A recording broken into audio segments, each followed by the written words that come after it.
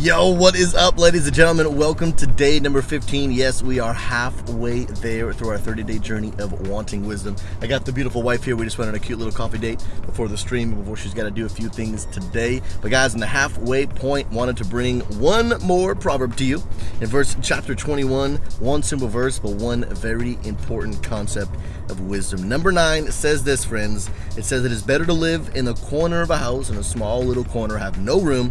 It'd be better to do that than to share an entire house with a quarrelsome wife. Now, at first glance, you're like, yo, why, Susie, are you calling out the ladies, my friend? Well, first I need you to understand, when it comes to reading the Bible, you got to understand context. The author of this book was specifically writing this book at the time to be read. It's applicable to all of us today, but at the time to be read by young men. So, of course, when he's talking about a spouse and he's talking to these young men, of course, he's going to bring it in the perspective of a wife. But, of course, today, ladies and gentlemen, it'd be the same thing. Ain't nothing worse than a bad husband. That is the truth. And the wife said, Amen. Amen. That's right. Can I tell you today, the principle that I want to bring you today is to be wise and take your time when you are searching for a spouse. Me and my wife dated for about 1.5 years. We're engaged for 6 months, and now we've been happily married for 3 years. She's got to go. Everyone say bye, Amanda. I'm gonna chill in the car with you for a few minutes while we finish this video before I start my stream. But I want to encourage you, so many people are so quick today to just try to find a spouse, try to get into those serious relationships. Why? Because they're afraid of that lifelong fear of being alone.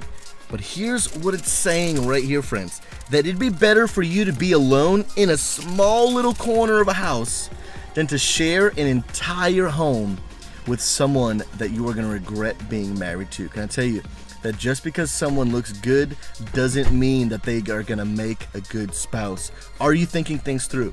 Are you being wise? Are you asking your family and friends, what do you think about this person? We're in a pretty serious relationship, thinking about taking them into marriage. A lot of us here at God Squad Church, we're young and we're stepping in or in that beginning decision of, hey, maybe it's time for us to get married pretty soon. And here's the question you need to ask yourself.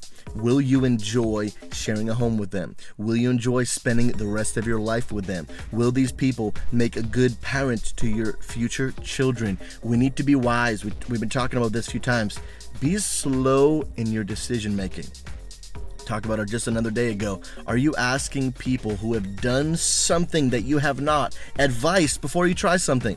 Ask some people who are married. What were some of the things that you were really looking for in a spouse before you made, to be honest, the biggest decision of your entire life? Because I can tell you, even in a world that tells you it's not, marriage is meant to be forever. It's not just a simple paper contract you sign. It's a covenant before God. Marriages are meant to be forever. I want to encourage you, be wise, think through, pray through the decision process. Ask people around you, right? There are some certain standards that you've got to have in your standard of spouse picking. Here's the reality. We can't be so picky. You're never going to find a perfect person. Can I tell you, some of you are glad you're not married to me, my friends, because I'm not perfect. But here's the reality. Me and my wife, when we were dating, right, we had a list of things that we would like, and of course those can be nudgeable, right?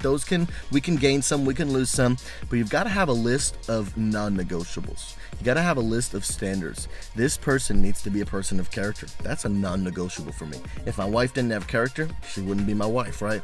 My wife needs to be someone who loves God. That's a non-negotiable, right? For me, a thing that I wanted, I got a thing for blondes, man. I love blonde hair, right? And I asked God, please give me a blonde wife. I want a blonde wife. But obviously that was not a non-negotiable. Something I wanted, but if Amanda was a brunette, was the same person, then I'd be married to a brunette because I love my wife. Obviously not just because she's blonde. But you've got to have a list of things you want, but you've got to have a list of non-negotiables. And here's the last thing I want to bring to you. Don't marry someone because of their potential. Don't marry someone because of what they could be or who they could be. Marry someone because of who they are today. I'm going to tell you, oftentimes when we get into marriage, we have hopes, well, this person seems to be on a positive track, so if we get married, everything's going to get better, and then they'll be that person one day. Can I tell you, don't marry someone because of their potential. Marry someone because of who they are today. Are they on a positive growth track? Are they seeking God? Are they kind? Are they loving? Are they compassionate? Are they going to be a good father to your children? Be wise. Don't be so quick to pick a spouse out of your fear for being alone. Again, what does it say?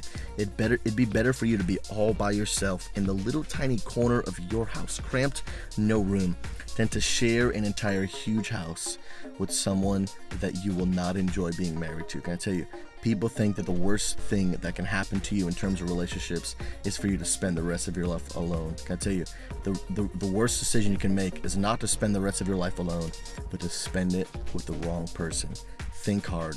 Pray hard, get to know people, spend time dating, get to know them. Don't take this decision lightly. I want to encourage you. The tip of wisdom today is don't so quickly, out of fear for being alone, decide to be with someone. Pray about it, think about it. Here's my wisdom for the day, guys. I love you so much. We are halfway through the 30-day journey of wanting wisdom. We'll catch you guys back again tomorrow for day number 6. Love you guys so much. God bless, guys. Take care.